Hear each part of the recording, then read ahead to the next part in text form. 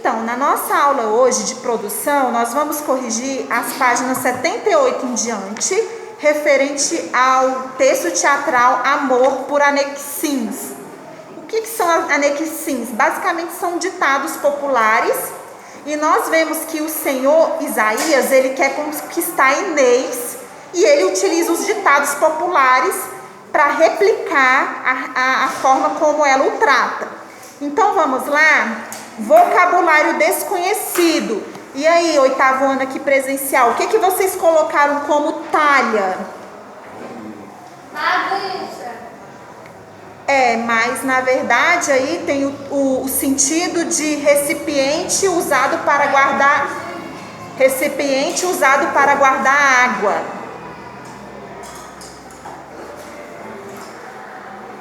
Desdenha. Essa é fácil. O que é desdenhar?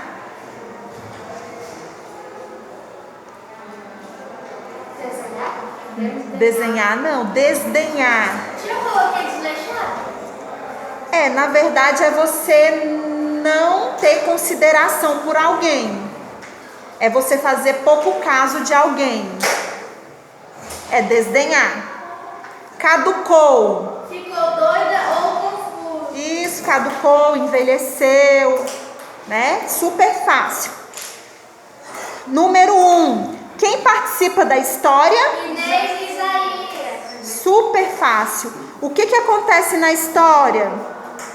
O rei que queria conquistar Inês. Isso, Isaías, ele quer se casar com Inês. No entanto, ela o rejeita.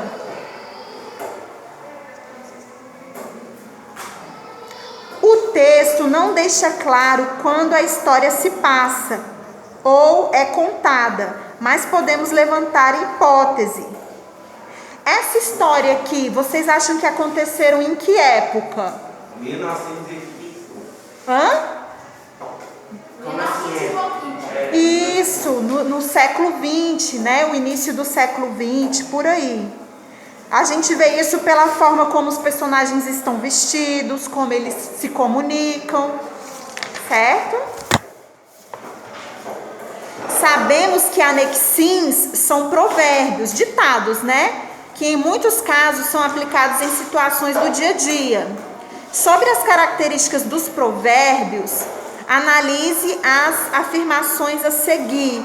Quais que são as corretas? Qual é a alternativa que vocês marcaram? Que marquei a letra B. B.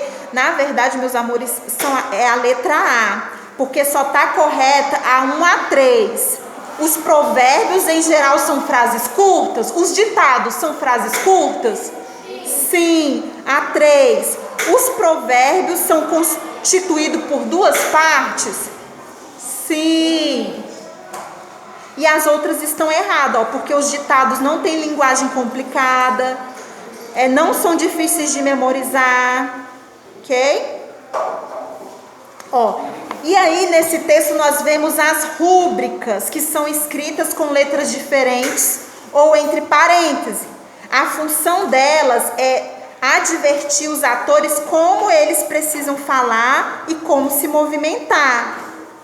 Então, quais aí as rúbricas que nós temos nesse texto? Pelo menos uma rúbrica que tenha um advérbio.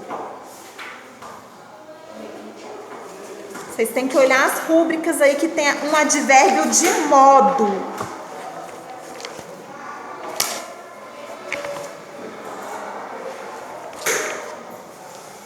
Não conseguiram? Temos aí de mau humor, entre parênteses, e naturalmente. Porque de mau humor é um adjunto adverbial, uma expressão adverbial que está dizendo o sentimento dela. E naturalmente também é um advérbio de modo. 4. Amor por anexins nos conta a história de um senhor que deseja se casar com uma bela viúva. No entanto, ela não compartilha os mesmos sentimentos. E ela faz questão de intensificá-lo por meio dos adjuntos. Observe, o senhor, um rapaz, o O senhor é um velho muito idiota e muito impertinente. Quais são os advérbios aí que ela usou para intensificar idiota e impertinente?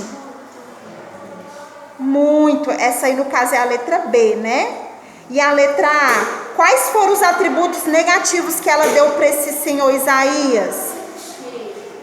Ela chamou ele de quê? Idiota e impertinente. E o advérbio que ela usou? Muito. C. Para a gente evitar a repetição do adjunto adverbial, como você reescreveria a fala de Inês? Por exemplo, ela botou aí muito idiota e muito impertinente. Para a gente não repetir esse muito, qual é o outro advérbio que a gente poderia colocar para intensificar? Muito idiota e, em vez de colocar muito impertinente, poderia dizer...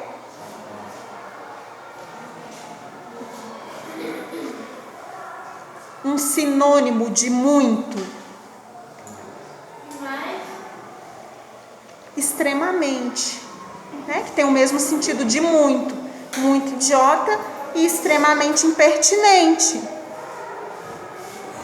Então, lá na plataforma, gente, vocês assistiram a aula da plataforma sobre adjuntos? Assisti 3 vezes. Mentira, que eu assisti toda, não perdi uma. Mentira, tia. Vamos lá. Então vamos lá. Ó, os adjuntos são usados para dar sentido para um adjetivo, para um verbo ou para um advérbio. No exemplo da questão anterior, tem a letra C que eu não fiz, né? Não fiz. No exemplo da questão anterior, adjetivos foram intensificados. Alguém que gosta muito de mim, ok? Em alguém que gosta muito de mim, ocorre o mesmo? Explique.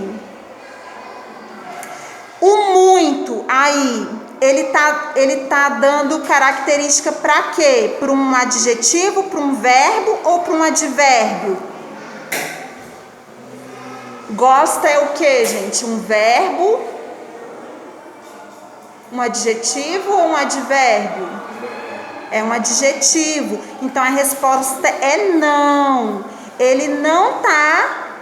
Esse adjunto aí está intensificando o verbo gosta.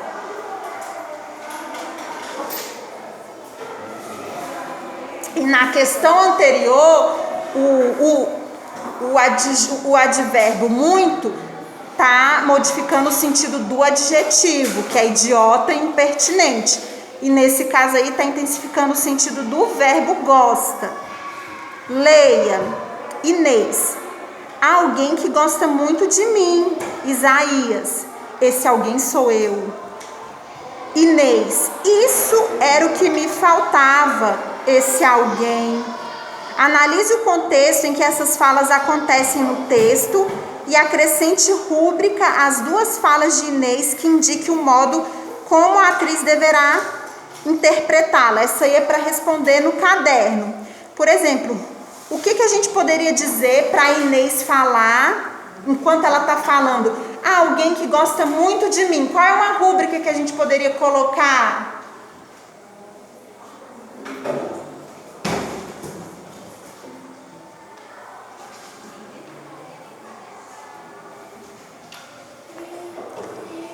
Muito convencida, né? Muito convencida, ela diz, alguém que gosta muito de mim, né? E aí, isso era o que me faltava. Aí tem uma rúbrica, ela falou isso suspirando, certo? Imagine que o período a seguir foi retirado de uma narrativa de suspense. Olha, depois de tempos andando pela floresta, anoiteceu. Aos poucos, o silêncio deu lugar a grunhinhos estranhos, que minutos depois tornaram-se vozes incompreensíveis. E aí, nesse trecho aí, a gente tem um verbo intransitivo, que não precisa de complemento. Qual é esse verbo?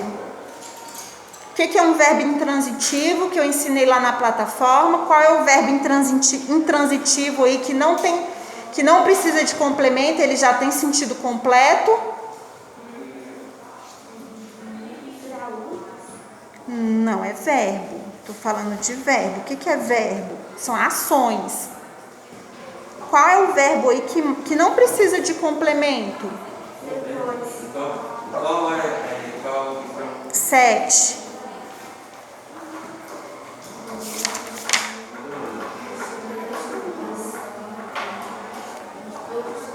Gente, o verbo anoiteceu. Quando eu falo assim, depois de tempo andando pela floresta, anoiteceu.